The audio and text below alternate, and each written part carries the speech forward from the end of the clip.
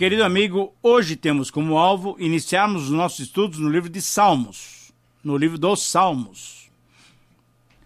Ao introduzirmos as nossas considerações sobre esse livro, devemos notar que vamos encontrar um ponto de vista bem diferente do que vimos percebendo no estudo dos livros do Antigo Testamento.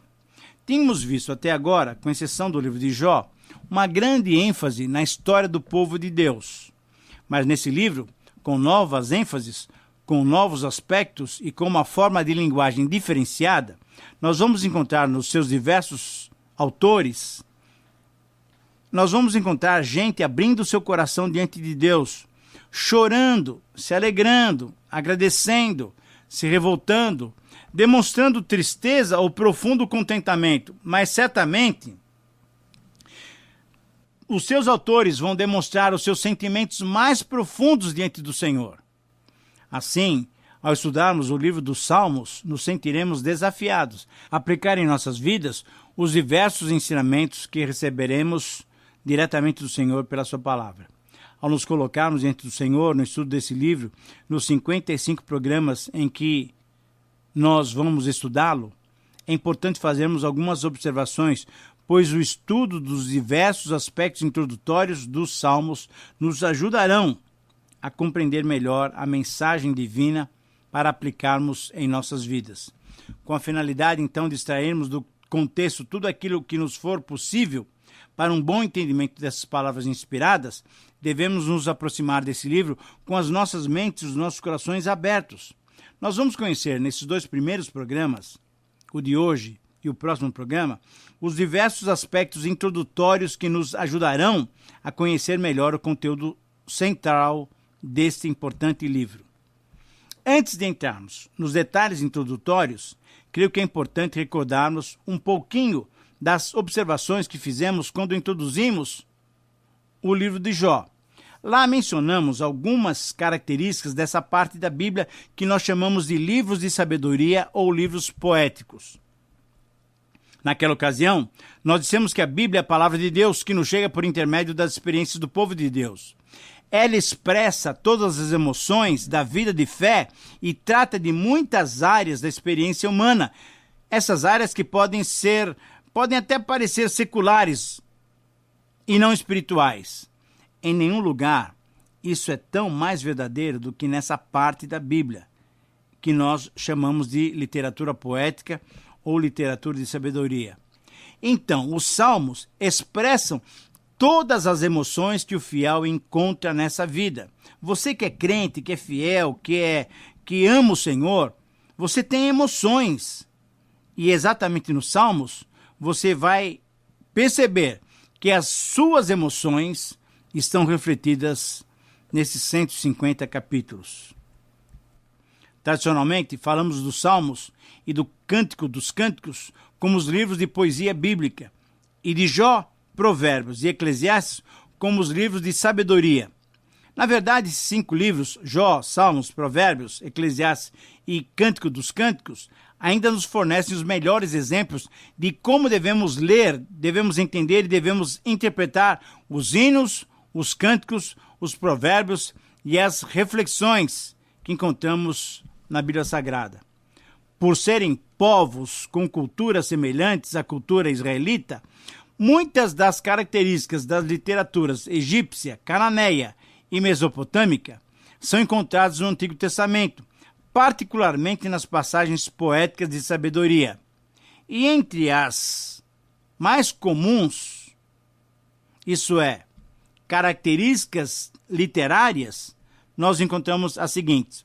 O paralelismo, em primeiro lugar, é um recurso em que uma linha da poesia é seguida por uma segunda de algum modo ela vai reiterar, vai reforçar a primeira linha. Nós encontramos também uma outra característica literária que é o quiasmo, onde a segunda linha reforça a primeira linha, porém com inversão da sequência de palavras ou das frases. Nós encontramos também os provérbios numéricos, que numeram um número de elementos ou ocorrências que partiram de uma característica comum. Nós vamos encontrar também, nesse aspecto de literatura, os poemas acrósticos, isso é, onde cada verso ou seção começa com uma letra sucessiva do alfabeto hebraico. E nós vamos encontrar também os recursos retóricos. Veja que para entendermos esses livros, nós temos que ter esses ensinamentos, esses esclarecimentos. Em termos literários, então, nós não estamos mais tratando de uma narrativa, mas estamos tratando de uma linguagem muitas vezes simbólica, de uma linguagem poética. Então, em quinto lugar, nós temos esses recursos retóricos, onde a linguagem da poesia e da sabedoria bíblica torna-os interessantes e mnemônicos, isso é, um método que vai nos ajudar a memorizá-los.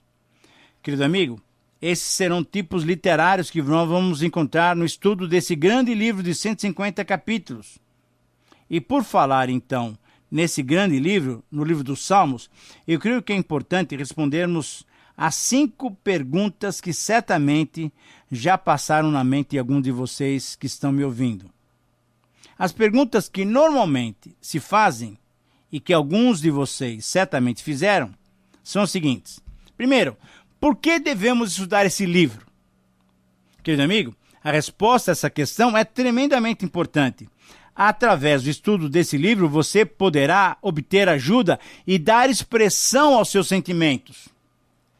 Você poderá aprender a manifestar as suas emoções sem a preocupação de estar ofendendo a Deus.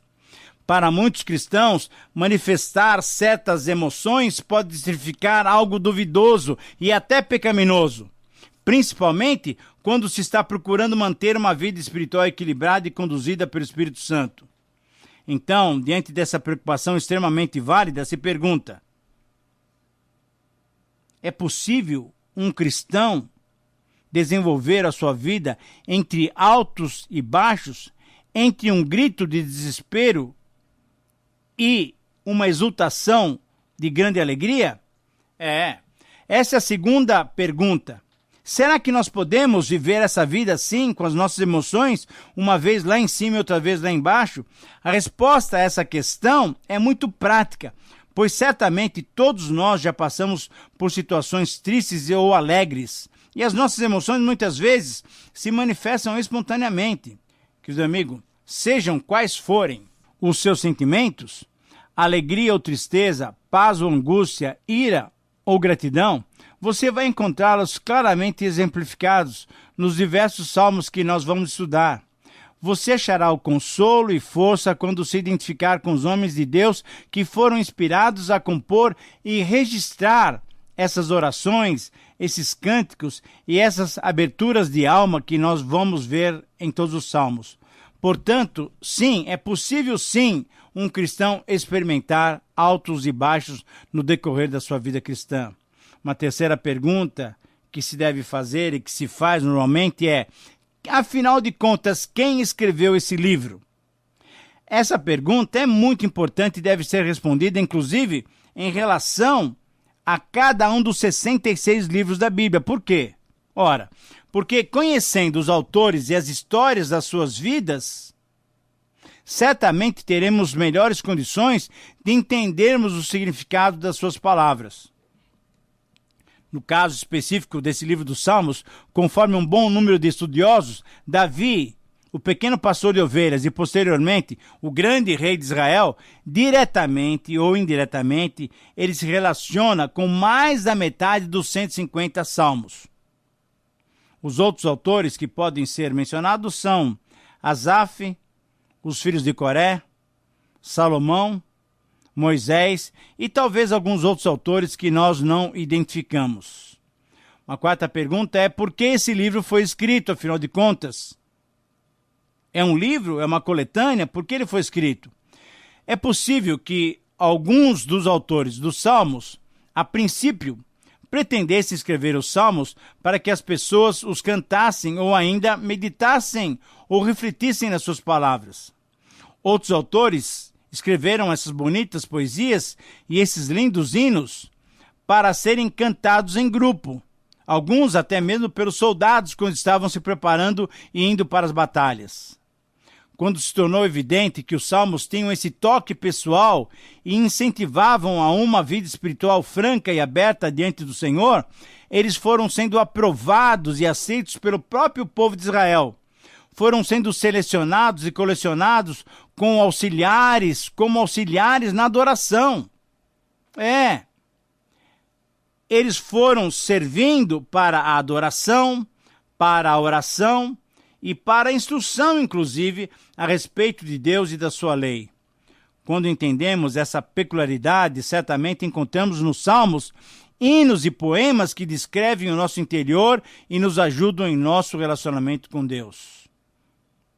Uma quinta e última pergunta que devemos fazer é: afinal de contas, o que devemos procurar e o que vamos achar no estudo do livro dos Salmos?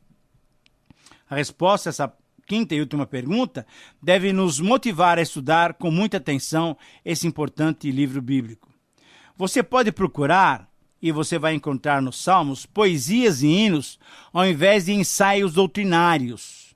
Embora você encontrará também alguns princípios claros que são base doutrinária para diversas afirmações da nossa fé, é importante notarmos que nós vamos encontrar corações abertos.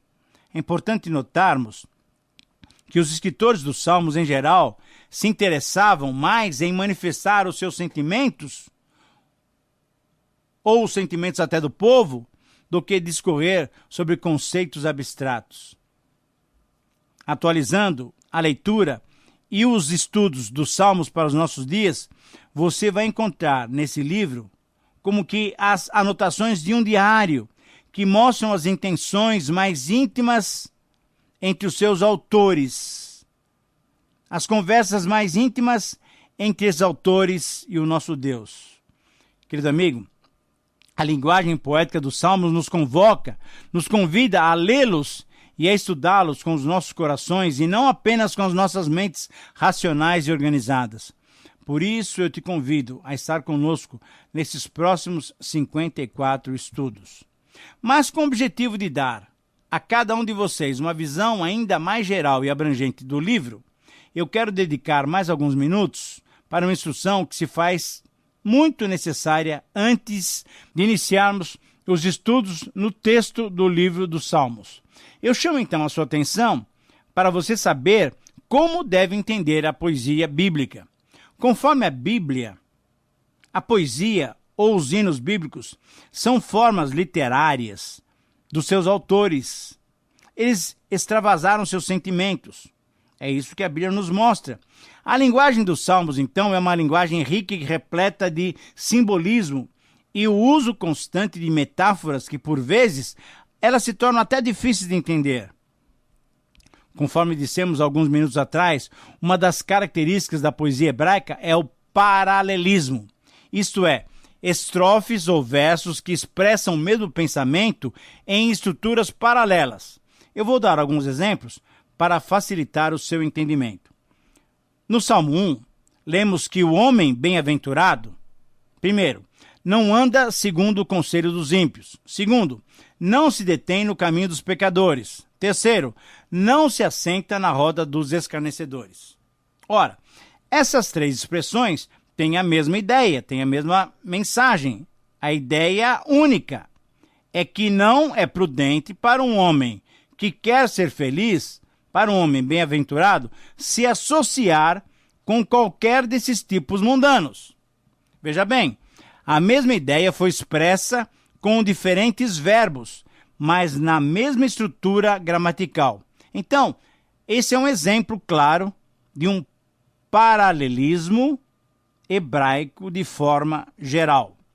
Mas ainda em relação ao paralelismo, lembrando que ele é uma colocação de ideias, normalmente duas, numa estrutura que enfatiza a semelhança ou o contraste entre elas, nós vamos notar que o paralelismo se apresenta de outras formas.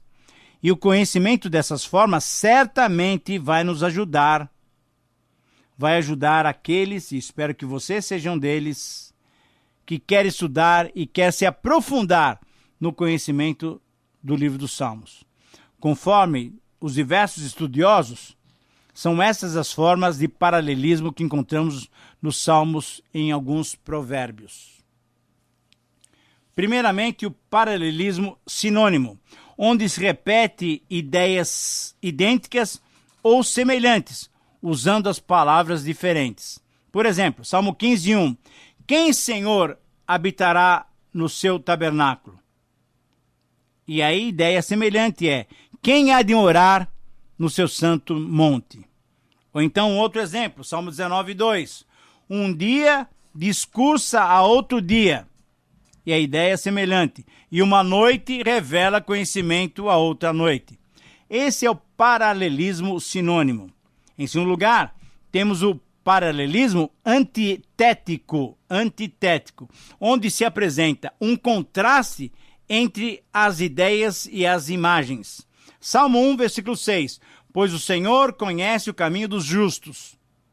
E a ideia contrastante. Mas o caminho dos ímpios perecerá. Por exemplo, em Provérbios 14:28. Na multidão do povo está a glória do rei. A ideia contrastante. Mas na falta do povo está a ruína do príncipe. Ou então, em Provérbios 14:34. A justiça exalta as nações, mas o pecado é o opróbio dos povos. Temos também o paralelismo sintético ou construtivo, onde a segunda parte completa e acrescenta a mesma ideia, às vezes repetindo uma parte da primeira frase e continuando com o desenvolvimento maior. Por exemplo, no Salmo 29:1, tributai ao Senhor, filhos de Deus.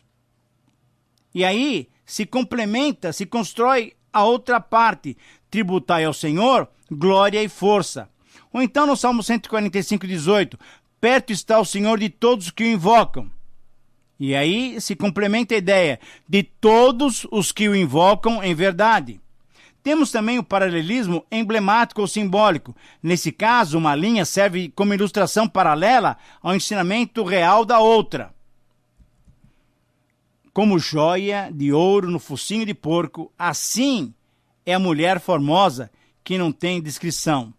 Ou então, Provérbios 25:25, como água fria para o sedento, assim são as boas novas vindas de um país remoto. Querido amigo, você percebe que nós temos várias maneiras de entender e temos que ter isso em mente quando nós vamos estudar o livro dos Salmos. E em quinto lugar, nós temos então aquilo que nós já denominamos de organização acróstica. Eu sei que algumas traduções de vocês, você deve ter na sua Bíblia aí, principalmente no Salmo 119, é um bom exemplo, algumas palavrinhas que você talvez nunca tenha entendido. São as letras do alfabeto hebraico. Por exemplo, no Salmo 119, nós temos a palavrinha Aleph entre os versículos 1 e 8. Acima dos versículos 9 e 16, a letra Bet. Depois, nos versículos 17 a 24, a letra Gimel. A letra Dalet está em cima dos versículos 25 a 32. Nos versículos 33 a 40, temos em cima deles a letra Re. Isso é, são as letras do alfabeto hebraico que começavam cada uma dessas seções. Então, nós precisamos entender bem essas características tão especiais desse livro de poesia. Você pode estar achando muito difícil, mas eu quero te estimular a continuar estudar comigo, porque durante o estudo dos 150 salmos, nós vamos recordando esses princípios, essas orientações que nós estamos dando nesse programa. No programa próximo, nós vamos continuar dando essa introdução ao livro dos Salmos. E logo a seguir, vamos começar com o Salmo 1, que é bem conhecido por todos e é muito amado por todos. Eu quero lhe convidar, então, a você estar comigo durante esses próximos programas, estudando esse livro tão abençoador, o livro dos Salmos. Que Deus te abençoe e que você faça esse propósito de estudar com firmeza a palavra de Deus. Um grande abraço e até o próximo programa. Terminamos mais uma apresentação do programa através da Bíblia. Esperamos que você nos escreva, dando a sua opinião sobre o que ouviu. O nosso endereço é Caixa Postal 18.113, CEP 04626-970, São Paulo, São Paulo. Ou pelo e-mail através da Bíblia @transmundial.com.br. Este programa foi produzido nos estúdios da Transmundial. Meu pecado sei,